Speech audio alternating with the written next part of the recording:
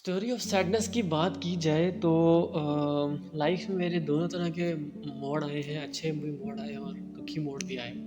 But specially मेरी university life अगर मैं कहूँ और मेरा बचपन कहूँ तो ये दो ऐसे पॉइंट्स हैं जो मेरी ज़िंदगी के ज़्यादा सैड मोमेंट्स में शुमार होते हैं। यूनिवर्सिटी लाइफ काफ़ी अच्छी थी, काफ़ी अच्छे लोग मिले मुझे यूनिवर्सिटी में, बट एंडिंग बहुत बकवास हुई, बहुत फजूल हुई और बहुत अजीब सी हुई।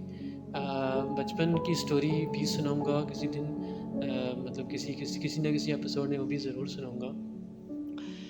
बट स्टिल अभी मैं इस अपनी स्टोरी का आगाज़ जो है ना वो यूनिवर्सिटी से एक्चुअली मुझे किसी की याद आ जाती है और उसका आगाज़ मैं कुछ इन अल्फ़ाज़ और कुछ इन अशार से करना चाहूँगा कि एक्चुअली ये नज़म मैंने नज़म कह लो या बंद कह लो, मुझे तो वो शायरी के वो अल्फ़ाज़ ही भूल गए कि अरसा हो गया मैंने शायरी करना छोड़ दी है।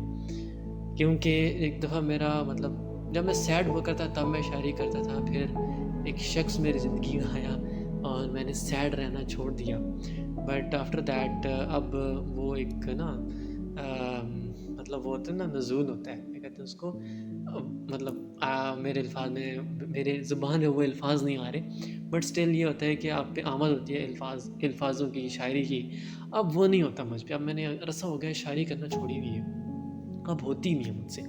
कोशिश भी कर लूँ तो वो मज़े का शेर नहीं बनता मुझसे या कुछ भी ऐसा-वैसा। ख़ैर ये मैंने एक बहुत अरसा पहले लिखी थी, दिसंबर चल रहा था और उस दिसंबर में मैंने ना ये एक छोटे-सा कुछ अशार लिखे थे इसके अंदर। इसमें था कि दिसंबर की इन रातों में क्यों कर नींद आती नहीं, दिसंबर की इन रातों में क्यों कर नींद आती नहीं, सुकून की नींद से कोई रात जाती नहीं। करवटें ले के जिस्म टूट जाता है मेरा, पर याद उसकी मेरे दिल से जाती नहीं। सर्दियों की इन रातों में क्यों कर नींद आती नहीं। सर्दियों की रातों में वैसे तो मोस्टली आपको बहुत ज़्यादा सुकून से नींद आती है, क्योंकि ठंड होती है, आप ना ब्लैंकेट या जो भी आपने करना है फुल आप करते हो, कोज़ी होके आप सो जाते हो। बट वंस यू, मतलब क्या क्या अल्फ़ाज़ इस्तेमाल करूँ, मुझे अल्फ़ाज़ समझ नहीं आ रहे अब कि मैं किन अल्फ़ाज़ में इस सारे माजरे को, इस सारी स्टोरी को एक्सप्लेन कर सकूँ। द थिंग इज़ कि लाइफ में कुछ ऐसी चीज़ें आपकी हो जाती हैं कि आप उनको अल्फ़ाज़ में एक्सप्लेन नहीं कर सकते, आप सिर्फ़ उनको फ़ील कर सकते हो। तो ये भी उन्हीं में से एक है। मैं उसको अल्फ़ाज़ में एक्सप्लेन करना चाहूँ भी तो शायद मैं उसको अल्फ़ाज़ में एक्सप्लेन नहीं कर पाऊँगा, अल्फ़ाज़ों में एक्सप्लेन ना कर पाऊँ, but still I will try to explain some of the glimpse of that story. Life में इंसान की ना, बल्कि स्पेशली मैं अपनी बात करूँ, बाकी इंसानों को क्या ही मैं कह सकता हूँ। मेरी ज़िंदगी में बहुत से ऐसे लोग आए, बहुत सी ऐसी चीज़ें हुई जिससे ना मैं हमेशा दूर रहा, specially the matter of love. मैं हमेशा प्यार, मोहब्बत और इन सब चीज़ों से बहुत दूर रहा। हमेशा मैं कोशिश करता था कि इन चीज़ों में ना ही पढूँ तो बेहतर है। मुझे उन लोगों पे हँसी आती थी जो लोग कहते थे that we are in love and we are in relationship and all stuff.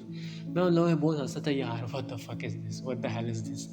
मतलब वो एक होता है आपका कि आप उन सब चीज़ों से बहुत दूर हो जाते हो, आपको वो चीज़ें सबको रियल नहीं लग रही, आप कहते हो सब फेक है। मेरे दिमाग में एक ही था कि यार all girls are same and सब एक जैसी होती हैं, सब जो है ना वो टाइम पास करती हैं। बॉयज़ जो हैं वो प्ले बॉयज़ होते हैं, गर्ल्स जो हैं वो बस टाइम पास करती हैं एंड ऑल स्टफ। बस ऐसे ही मेरे दिमाग में एक सिनेरियो बना हुआ था। टाइम गुज़रता रहा और एक इंसान मेरी ज़िंदगी में आया।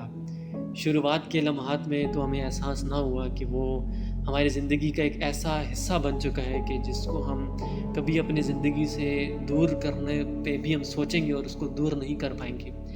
शुरुआत में तो वो सब नॉर्मल लग रहा था जो एक क्लासमेट्स या दोस्तों के अंदर होता है। बट विद टाइम वो नॉर्मल चीज़ें जो है ना वो थोड़ी-सी एक लेवल अप होना स्टार्ट हो गई।